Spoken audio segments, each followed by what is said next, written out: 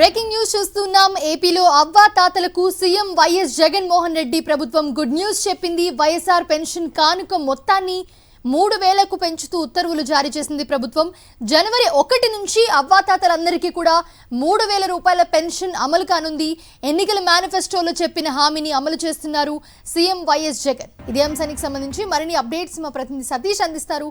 సతీష్, ఒడిశా ముఖ్యమంత్రి వైఎస్ జగన్మోహన్ రెడ్డి ఎన్నికల మేనిఫెస్టోలో చెప్పిన విధంగానే వైఎస్ఆర్ కాంగ్రెస్ పార్టీ అధికారంలోకి వచ్చిన తర్వాత పెన్షన్ని 3000 వరకు పెంచుతూ పోతామని ఇచ్చినటువంటి హామీని పరిపూర్ణంగా అమలు చేస్తున్నటువంటి పరిస్థితి. ఇప్పుడు జనవరి 1వ తేదీ నుండి 3000 రూపాయలు ఆ పెన్షన్ని అమలు చేస్తూ రాష్ట్ర ప్రభుత్వం ఉత్తర్వులు జారీ చేసింది.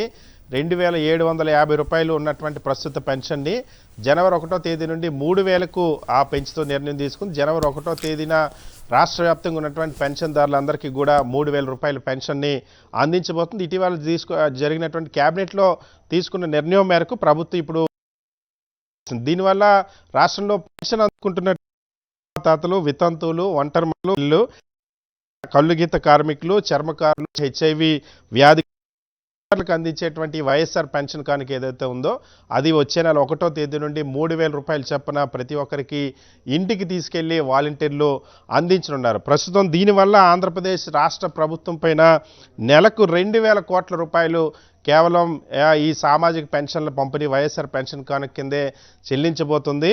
గత ప్రభుత్వంతో మనం పోల్చినట్టయితే గత ప్రభుత్వంలో నెలకి 400 కోట్ల రూపాయలు పెన్షన్ ఇస్తే ఈరోజు నెలకి 2000 కోట్ల రూపాయలను సామాజిక పెన్షన్ల కోసం ముఖ్యమంత్రి వైఎస్ జగన్మోహన్ రెడ్డి ప్రభుత్వం ఖర్చు చేయబోతుంది. సో జనవరి 1 నుండి ఇప్పుడు రాష్ట్రంలో ఉన్నటువంటి ఎవరైతే 65,33,000 మంది పెన్షన్దారులు ఉన్నారో వాళ్ళందరికీ కూడా ఈ 3000 రూపాయల పెన్షన్ని అందించేందుకు రాష్ట్ర ప్రభుత్వం నిర్ణయించింది. ఈ మేరకు ఉత్తర్వులు జారీ చేసింది. మనీషా.